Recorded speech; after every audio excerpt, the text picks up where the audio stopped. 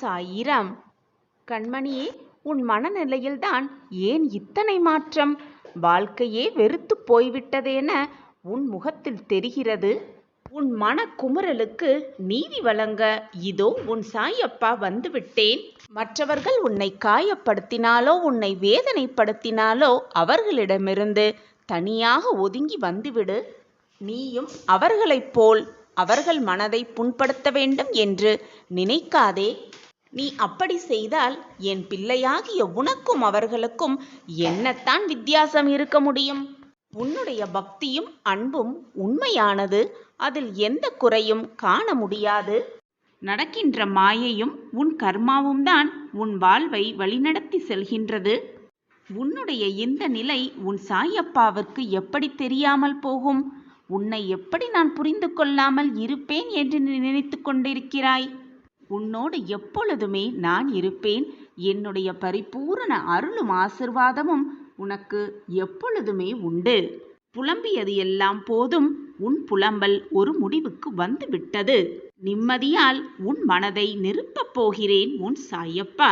உன் வாழ்க்கையில் இதுவரை ஏற்பட்ட பிரச்சனைகள், சோதனைகள், துன்பங்கள் அனைத்தையும் சரி செய்ய உன் சாயப்பா இதோ உன் வீட்டிற்கே வந்திருக்கிறேன். உன்னுடைய மிகப்பெரிய கோரிக்கை நிறைவேறப் போகிறது. உன் வாழ்வில் பல நல்ல நல்ல மாற்றங்கள் நிகழப்போகிறது. எனவே கலங்காமல் இரு. உனக்காகவே உன் அப்பா காத்து கொண்டிருக்கிறேன். உன் வாழ்க்கையை மேம்படுத்த, உன் வாழ்க்கையை வெற்றியடைவ செய்ய நான் இருக்கும் பொழுது வீணாக எதற்கு நீ பயப்படுகிறாய்? யோகத்தை உன் வாழ்க்கையில் திருப்பிவிடப் போகிறேன் உன் சாயிநாதர். உன்னுடைய நம்பிக்கை தளரும் விதமான பல செய்திகளும் உன் காதில் வந்தால் நம்பிக்கையோடு இரு. தைரியத்தை இழந்து விடாதே. எதற்குமே பயப்படாதே. வெள்ளம் தலைக்கு மேல் போவது போல சூழ்நிலைகள் கூட தோன்றும். எதை கண்டும் அஞ்சாதே. உன்னை காக்க எப்பொழுதும் நான் இருக்கிறேன் என்பதை நினைவில் வைத்துக்கொண்டு செயல்படு. உனக்கான தைரியமும் நிம்மதியும் தானாகவே உன் மனதில் வந்து சூழ்ந்து கொள்ளும். உன்னுடைய துயரம் சந்தோஷமாக மாறும் என் குழந்தையே. உன் கஷ்டகாலமெல்லாம் இஷ்டகாலமாக மாற்றியமைக்கும் வேலையை தான் உன் சாயிநாதர் செய்து கொண்டிருக்கிறேன். எனவே பயப்படாதே. பயப்படாதே. எதற்குமே பயப்படாதே. தோல்வி என்பது அசிங்கமும் அல்ல, அவமானமும் அல்ல. வாழ்க்கையை புரிந்து கொள்வதற்கான நடக்கும் பாடமே என்பதை தீர்க்கமாக நம்பு. தோல்வியடைந்து விட்டால் அவ்வளவுதான் வாழ்க்கை என்று முடிவெடுத்து விடாதே. அதுதான் நீ வெற்றி அடைவதற்கான, ஏறுவதற்கான முதல் படி என்பதை நம்பு. தோல்வியடைந்து விட்டால் பின்வாங்கி விடாதே. முயன்று கொண்டே இரு. நல்லதை நினைத்து கொண்டே செயல்பட்டு கொண்டே இரு. உன் வாழ்க்கையில் நிச்சயமாக வெற்றி என்னும் கனியை எட்டி பிடித்து விடுவாய் உன் வாழ்வில். சாயின் பிள்ளையாக இருப்பது அவ்வளவு சாதாரணமல்ல. மனோதைரியமான இருப்பவர்களுக்கு மட்டுமே சாயின் பிள்ளைகளாக இருக்க முடியும். நீ பாக்கியசாலி, அதிர்ஷ்டசாலி. அதனால்தான் நீ சாயப்பாவின் பிள்ளையாக இருக்கிறாய். என் பிரியமான குழந்தையாகவும் இருக்கிறாய். நீ பாக்கியசாலி. அதனால்தான் இப்பதிவு உன் கண்ணில் பட்டிருக்கிறது. தனியாக உட்கார்ந்து கொண்டு கண்களை மூடிக்கொண்டு இதை முழுவதுமாக கேள். அப்பொழுது உனக்கு புரியும் நீயே யாரென்று. உன்னை சுற்றி இருப்பவர்களெல்லாம் உனக்காக என்ன செய்கிறார்கள் என்று. கவலைப்படாதே. உன் மனதை ரணமாக்கிய நினைவுகளெல்லாம் மறந்துவிடு. உன் லட்சியத்தை வெற்றியடைவதற்கான வழியை மட்டுமே சிந்தித்து செயல்படு. நிச்சயமாக நீ நினைத்தது எல்லாம் 100% நிறைவேறியே தீரும். வாழ்க்கையில் சாதிக்க வேண்டும், ஜெயிக்க வேண்டும் என்றால் தேவையற்ற பேச்சுகளை குறைத்துவிட்டு சாதிக்க வேண்டும் என்ற எண்ணத்தை மட்டும் மனதில் திரும்ப திரும்ப சொல்லிக்கொண்டே இருக்க வேண்டும். அப்பொழுது வெற்றி என்னும் கனியை நிச்சயமாக எட்டி பிடித்தே விடலாம். என் பிரியமான பிள்ளைக்காக நானே களத்தில் இறங்கிவிட்டேன் என் குழந்தையே. இனி அனைத்தும் உனக்கு நல்லதாகவே நடக்கும். உனக்கு துணையாக பக்கபலமாக நான் இருக்கையில் எந்த தீங்காவது உன்னை நெருங்குமா? அச்சப்படத்தான் செய்யும். இனி நீ அச்சப்பட தேவையே இல்லை. தைரியமாக செயல்படு. நினைத்ததை 100% அடைந்தே தீரலாம். வாழ்க்கையில் சதா தோற்றுக்கொண்டே இருக்கிறோமே, நம் வாழ்க்கையில் முன்னேற்றமே இல்லையே என்று கவலைப்படாதே. வெற்றி பெற வேண்டும் என்ற நம்பிக்கையும் உணர்வும் இருந்தால் போதும். என்ன தவறு நடந்ததோ மீண்டும் அந்த தவறு நிகழாமல் செயல்பட்டாலே போதும். வெற்றி பெறுவது என்பது நிச்சயமான உறுதி. நீ செய்யும் எந்த ஒரு காரியத்திலும் மற்றவர்களுக்கு எந்த துன்பமோ துயரமோ நேராத வண்ணம் பார்த்து செயல்படு. அப்பொழுதுதான் உன் மனதிற்கும் கூட அது வெற்றியாக தெரியும். ஒருவருக்கு துன்பம் இழைப்பதற்கு முன் அந்த துன்பம் வேறு ஒருவர் மூலமாக நமக்கு வந்தால் எப்படி இருக்கும் என்பதை முதலில் சிந்தித்து செயல்படு. அந்த துன்பம் நமக்கு வந்தால் நம் மனது எவ்வளவு வலிக்கும் என்று யோசித்து பார்த்தாலே அந்த துன்பத்தை மற்றவர்களுக்கு நிச்சயமாக நாம் செய்யவே மாட்டோம். எப்பொழுது உன்னுடைய தவறை உணர்ந்து ஒப்புக்கொள்ள முன்வருகிறாயோ அப்பொழுது நீ உன் மனசாட்சிக்கு கட்டுப்பட்டவன் ஆகிறாய். உன் மனதை மீறி நீ எந்த தவறும் செய்ய மாட்டாய் என்பது நிதர்சனமான உண்மை.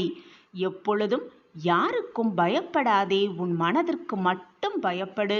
உன்னை படைத்த இறைவனுக்கு மட்டும் பயப்பட்டால் போதும். உன் வாழ்க்கையில் நிச்சயமாக நீ ஜெயிக்கலாம்.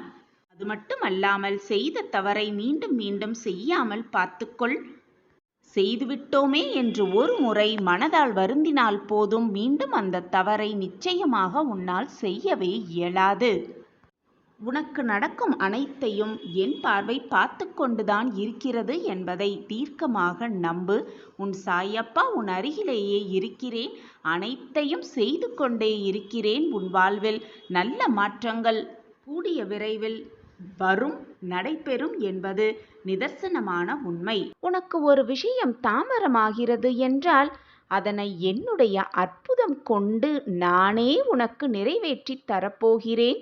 அது உன் வாழ்க்கையில் நிரந்தரமானதாக அமையப் போகிறது.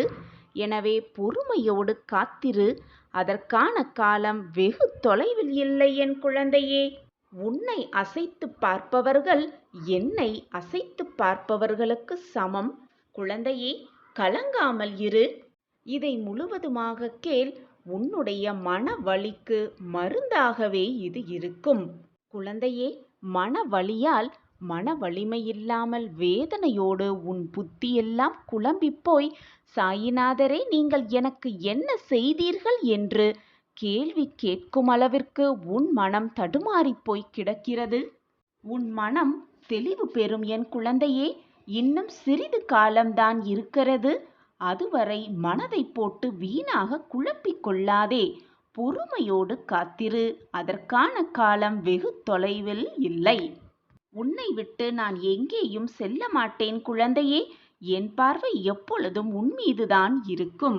எது நடந்தாலும் பொறுத்துக்கொள். உன் கவலைகளுக்கு காரணம் உன்னுடைய கர்ம வினைகளே என்பதை புரிந்து கொள்.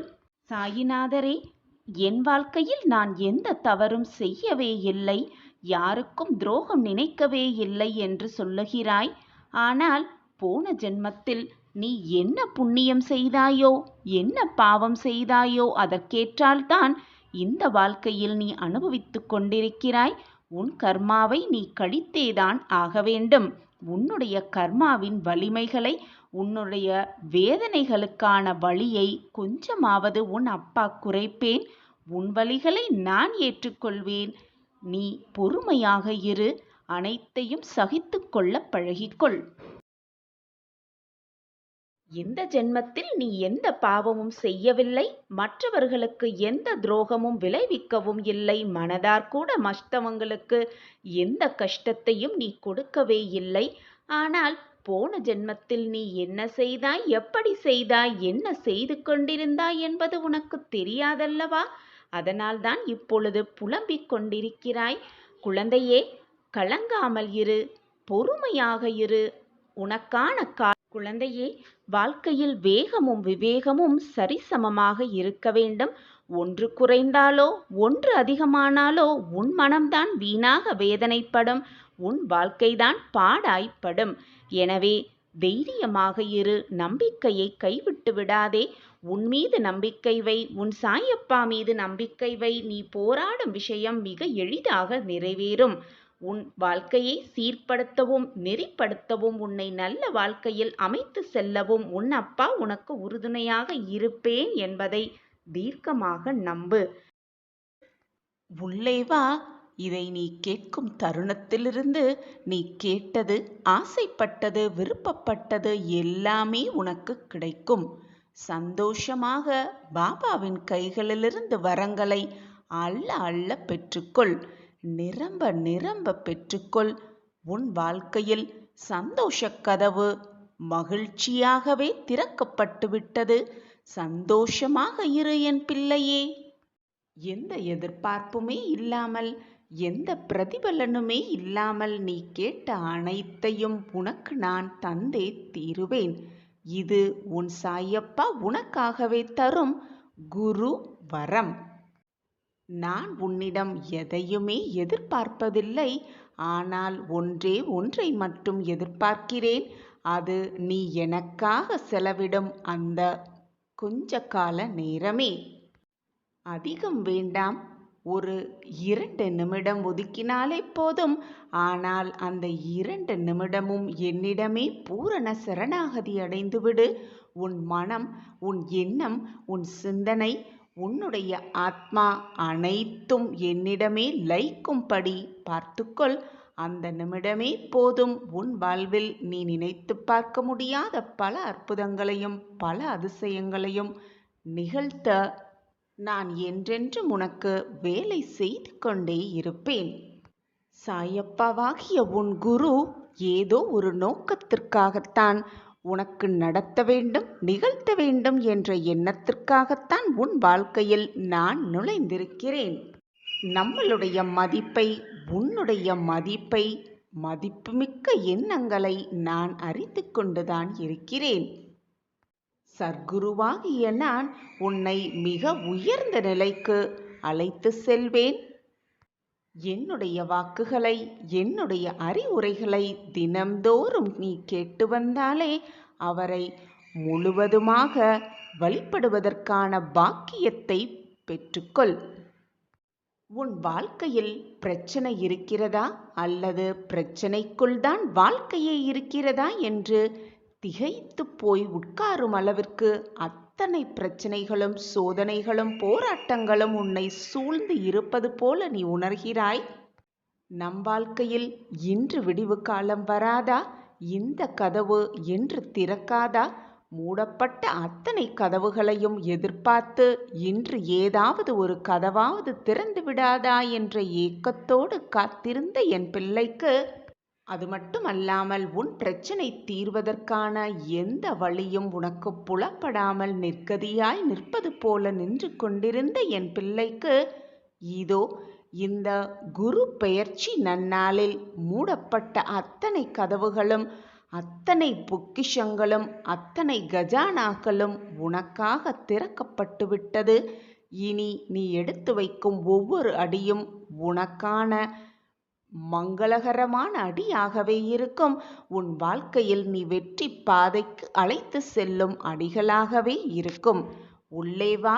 உள்ளே வந்து விட்டாய் என்றாலே உன் வாழ்வில் மிகப்பெரிய மாற்றத்தை நீ சந்திக்கப் போகிறாய் என்றுதான் அர்த்தம்.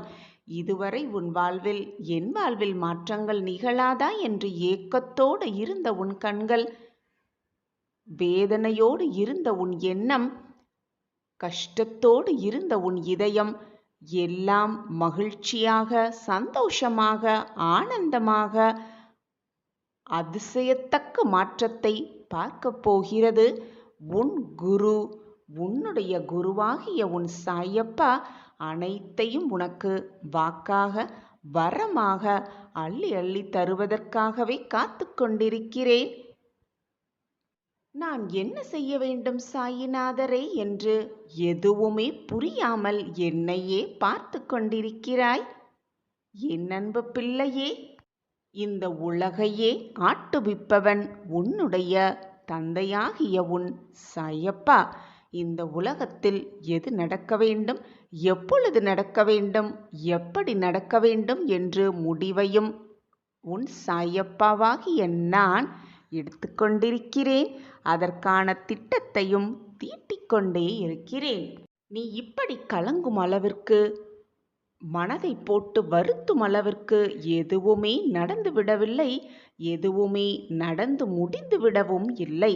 நீ நினைப்பதற்கு மேலாக உன் வாழ்க்கையில் மாற்றங்கள் நிகழும். இதுதான் உண்மையிலும் உண்மை. நான் என்னுடைய சமாதியில் இருந்து கொண்டே அத்தனை பேருக்கும் விடிவு காலத்தை திறப்பேன் என்பது உனக்கு தெரியாதா? தெரிந்தும் ஏன் உன் மனம் இத்தனை போராட்டங்களால் சூழ்ந்து இருக்கிறது? நான் உன்னோடு இருந்தாலும் இல்லாவிட்டாலும், நீ என்னிடம் பிரார்த்தனை வைத்தாலும் வைக்காவிட்டாலும், என்னிடம் உன்னுடைய வேண்டுதல்களை கூறினாலும் கூறாவிட்டாலும், நான் இந்த உலகத்தில் இருந்தாலும் இருக்காவிட்டாலும், என்னுடைய அதிசயத்தையும் என்னுடைய அற்புதங்களையும் எனக்கு என்று ஒதுக்கப்பட்ட வேலையிலிருந்து நான் எப்பவும் மீள மாட்டேன். எனக்கு என் மனதிற்கு சரி என்று படும் அத்தனை விஷயங்களையும் நான் செய்வேன். யார் தடுத்தாலும் உனக்கு வரும் நல்லதை உன்னிடம் கொண்டு வந்து சேர்ப்பேன். அதே சமயம் உனக்கு அது கிடைக்கக்கூடாது என்று இருந்தால் அது யார் மூலியமாகவும் உன்னிடம் வந்து சேரவும் நான் விடமாட்டேன். பக்தியோடும் நம்பிக்கையோடும் என்னை பிரார்த்தனை செய்பவர்கள், என்னையே நினைத்து கொண்டிருப்பவர்கள், என்னுடைய நாம ஸ்மரணத்தை எப்பொழுதுமே உச்சரித்து கொண்டிருப்பவர்களுக்கு மத்தியில் நான் எப்பொழுதும் நிரந்தரமாக வாசம் செய்வேன். அவர்கள் உள்ளத்திலும் வாசம் புரிவேன். அவர்கள் வாழ்க்கையிலும் நிரந்தரமாகவே இருப்பேன். உனக்கும் எனக்கும் பூர்வ ஜென்ம பந்தம் இருக்கிறது. நீ செய்த பாவ புண்ணிய கணக்குப்படிதான் உன் வாழ்க்கையில் இப்பொழுது இன்பத்தையும் துன்பத்தையும் அனுபவித்துக் கொண்டிருக்கிறாய். அதிகமாக புண்ணியம் செய்திருக்கிறாய். அதனால்தான் இப்பொழுது உன் வாழ்வில் நீ மிகப்பெரிய அற்புதத்தையும் அதிசயத்தையும் பார்த்து கொண்டிருக்கிறாய்.